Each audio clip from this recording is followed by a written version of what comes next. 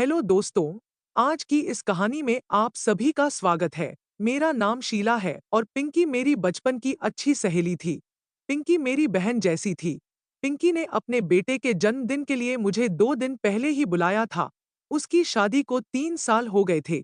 उसके बेटे वैभव का पहला जन्मदिन था, इसलिए वह बड़े धूमधाम से इसे मानने वाली थी। उसने खास मुझे फोन करके 2 दिन पहले ही बुलाया था। जीजू भी बहुत आग्रह कर रहे थे। जन्मदिन वाले दिन मैं पिंकी के घर पहुंची।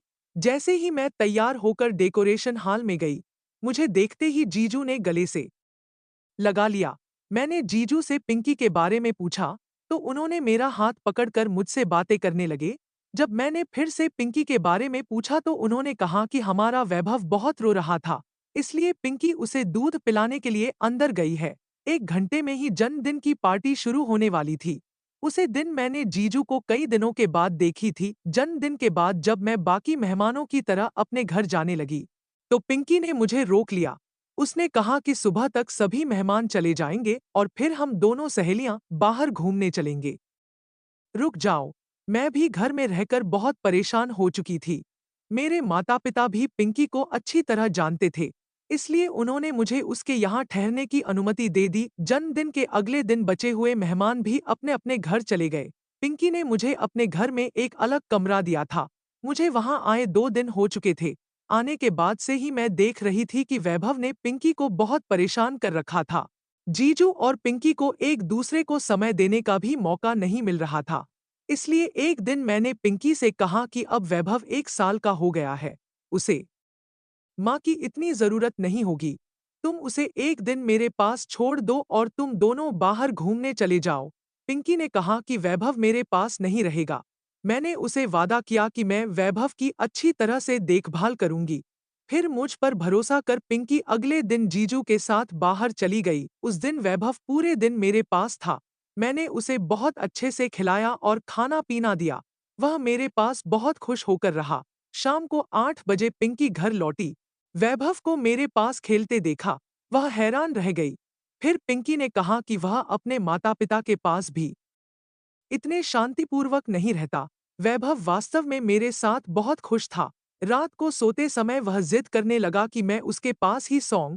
उसकी जिद के कारण मैं पिंकी के कमरे में सो गई और जीजू मेरे कमरे में सो गए। आधी रात को अचानक मुझे अपने शरीर पर किसी का हाथ महसूस हुआ। पहले तो मुझे लगा कि वह वैभव होगा, लेकिन धीरे-धीरे मुझे समझ में आया कि यह किसी बड़े आदमी का हाथ है।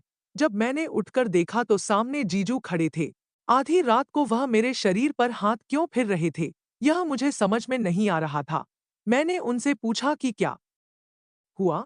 तब उन्होंने मुझसे माफी मांगी और अपने कमरे में चले गए। अगले दिन भी ऐसा ही कुछ हुआ। जीजू मेरे शरीर पर हाथ फेरने लगे। आज तो उनका स्पर्श ऐसी जगह पर हुआ था जिससे मैं सहम सी गई थी और उनके कमरे से बाहर चली गई।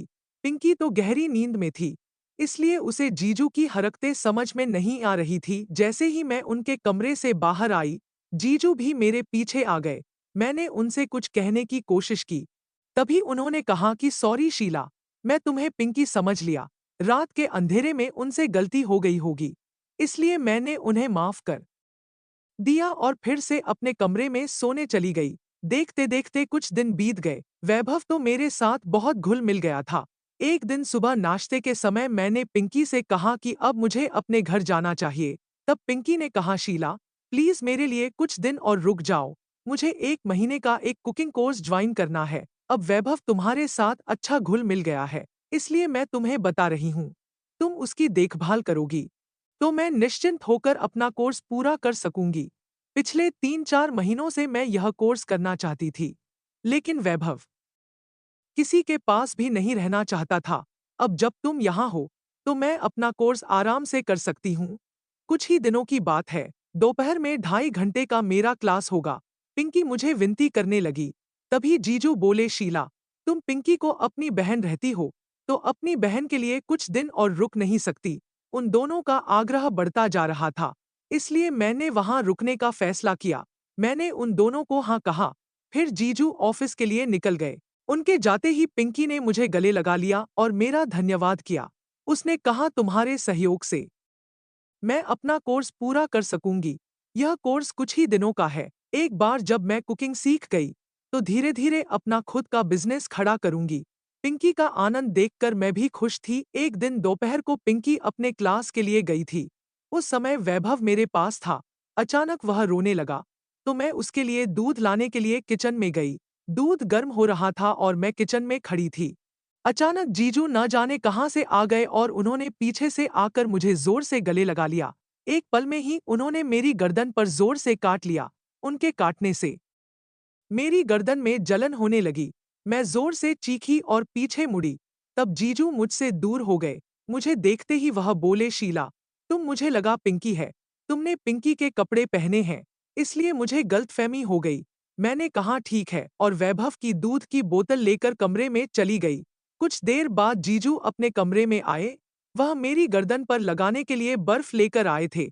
उन्होंने कहा, शीला, मेरी वजह से तुम्हें चोट लगी। मुझे अच्छा नहीं लग रहा। मेरी गलती की सजा मुझे मिलनी चाहिए। ऐसा कहते हुए वह अपने हाथ से मेरी गर्दन पर बर्फ लगाने लगे।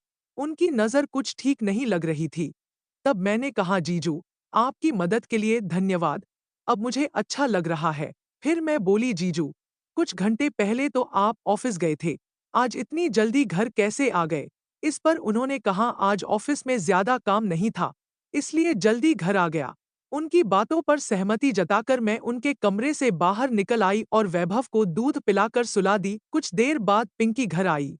शाम को चाय पीते समय हम सब साथ में बैठे थे। तब जीजू ने कहा, रात को हम डिनर के लिए बाहर चलते हैं। पिंकी ने मना कर दिया और कहा, रात को 8 से 9 मेरा कुकिंग का ऑनलाइन क्लास है। योगेश, मैं तुम्हें पहले ही बताया था।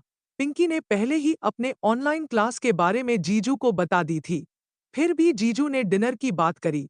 आगे उन्होंने कहा, पिंकी, तुम सिर्फ अपने बारे में मत सोचो। अगर तुम डिनर पर नहीं जा सकती, तो मैं शीला को बाहर ले जाता हूँ। वह पिछले कुछ दिनों से हमारे लिए कितना कुछ कर रही है। उसके आने के बाद से वह घर में ही है। उसे ही कभी बाहर जाना चाहिए। जीजू ने अपनी मीठी बातों में पिंकी को इस कदर फंसा लिया कि उसे उनकी बात सही लगी। फिर पिंकी ने कहा, शीला, तुम्हारे जीजू सही कह रहे हैं। तुम सच में हमारी बहुत मदद कर रही हो। तुम घर में बोर हो गई होगी।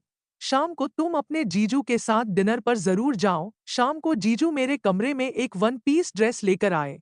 फिर उन्होंने कहा, डिनर पर जाते समय यह ड्रेस पहन लेना। यह ड्रेस पिंकी ने तुम्हारे लिए भेजा है। जीजू की बातों में मुझे छलावा महसूस हुआ। ऐसा लगा कि पिंकी के नाम पर उन्होंने ही अपनी पसंद का ड्रेस लाकर दिया है। खैर, डिनर का समय हो गया था, इसलिए मैंने वह ड्रेस लिया और तैयार हो गई। जब मैं तैयार होकर बाहर आई, तो पिंकी ने कहा, अरे वाह, तुम तो अपने जीजू के साथ डिनर पर जाने के लिए बहुत उत्सुक लग रही हो। पिंकी की बातों में मेरा मन उलझ सा गया था। मैं तो सिर्फ उनके आग्रह पर बाहर जा रही थी। फिर पिंकी के ऐसा कहने का क्या मतलब था? खैर, मैंने पिंकी की बातों का ज्यादा ध्यान नहीं दिया और अपने जीजू के साथ बाहर डिनर के लिए निकल गई। मैं और जीजू जा रहे थे। जीजू के बात करते ही पिंकी भी अपने क्लास में चली गई। जैसे ही जीजू ने देखा कि पिंकी अपने कमरे में गई है, उन्होंने मेरी बाहों को जोर से पकड़ लिया और कहा, शीला, तुम नहीं जानती कि तुमने मेरे लिए क्या किया है। तुमने वैभव के साथ रहकर पिंकी को समय दिया है। वह अपने काम के लिए बाहर जा रही है। उसके बाहर जाने से तुम्हारे साथ बिताए हर पल मुझे रोमांचित कर रहे हैं। शीला, तुम्हें नहीं पता कि तुम्हारी यह एहसान मैं जीवन भर नहीं भूलूंगा। उनकी बातों को सुनकर मैं सकपका गई। जैसे ही मैंने उनके हाथों को हटाया, उन्होंने कहा कि अब जल्दी चलो, हमारे डिनर का समय हो गया है। ऐसा कहकर उन्होंने मेरा हाथ पकड़ लिया और मुझे अपने साथ बाहर ले गए। मैं भी उनके साथ चुपचाप चल दी। हम एक होटल में पहुंचे। वहां पहुंचते ही जीजू ने मेरा हाथ पकड़कर कहा, शीला, तुम्हारे जैसे लोग बहुत कम मिलते हैं। उन्होंने कहा कि तुम्हारे अंदर पिंकी से ज्यादा प्यार है। वह अपने काम में लगी रहती है, लेकिन तुम सिर्फ दूसरों के लिए सोचती हो। फिर जीजू ने मेरी तारीफ करते हुए कहा कि तुम्हारे जैसे लोग बहुत कम मिलते हैं। आज मैं बहुत खुश हूँ। तभी उन्होंने मेरे हाथों को चूम लिया। मेरे हाथों को चूमते ही मैं बहुत असहज हो गई। मैंने कहा, जीजू, आप ऐसा क्यों कर रहे हैं? यह ठीक नहीं है। तब उन्होंने कहा, शीला, मैं तुम हे पिंकी समझ रहा था। उनकी बात सुनकर मुझे यकीन हो गया कि वह अपने बहन की सजा देने में लगे हुए हैं। उन्होंने मेरी भावनाओं के साथ खेल खेला है। उनके साथ रहने का मतलब मेरी इज्जत को खतरा है। मैंने रात का खाना आधा खाया और फिर से घर लौट आई। घर आते ही पिंकी अपने क्लास में व्यस्त थी। मैं अपने कमरे में चली गई और सो गई। सुबह मैंने देखा कि जीजू पिंकी से कुछ बात कर रहे थे, लेकिन उनका चेहरा बहुत गंभीर था। मुझे देखकर वह उठ गए और बाहर चले गए। मैं पिंकी से पूछने वाली थी, तभी उसने कहा, शीला, तुम मेरे लिए भगवान से कम नहीं हो। तुमने मेरे बेटे को बहुत अच्छे से संभाल लिया है। मैं अब अपने कोर्स के आखिरी चरण में हूँ। बस कुछ ही दिन और तुम मेरे साथ रहोगी ना? मैं उसे मना नहीं कर पाई। कुछ दिन और बिताने का फैसला किया, लेकिन जीजू की हरकतों ने मुझे हर समय असहज कर दिया। एक दिन जब मैं अपने कमरे में थी, तभी जीजू मेरे कमरे में आए और मेरे पास बैठ गए। उन्होंने कहा, शीला, तुम मेरे दिल के बहुत करीब हो। तुम्हारे बिना अब जीना मुश्किल है। मैंने कहा, जीजू, आप प्लीज ऐसा मत कहिए। हम दोनों का रिश्ता बहुत पवित्र है। उन्होंने कहा कि मैं पिंकी के बिना नहीं रह सकता, लेकिन तुम्हारे बिना भी नहीं रह सकता। मैं पिंकी को कभी नहीं छोड़ूंगा, लेकिन तुम्हें भी अपने जीवन में रखना चाहता हूँ। उनकी बातों से मेरा मन टूट गया। मैंने कहा कि यह सब ठीक नहीं है। आपको इस तरह की बातें नहीं करनी चाहिए। लेकिन जीजू अपनी बातों पर अड़े रहे। वह मेरी भावनाओं के साथ खेलने लगे। अंत में मैंने पिंकी को सब कुछ बता दिया। उसने कहा कि मैं जीजू से बात करूंगी। फिर उसने जीजू से बात की। जीजू ने मुझसे माफी मांगी और कहा कि वह आगे से ऐसा नहीं करेंगे। लेकिन मेरा दिल टूट चुका था। मैंने अपना सामान पैक किया और घर लौट आई। मैंने पिंकी से अपना संपर्क खत्म कर लिया। वह मेरे लिए बहुत दुखदाई था, लेकिन मैंने अपने आत्मसम्मान को बचाने के लिए यह कदम उठाया।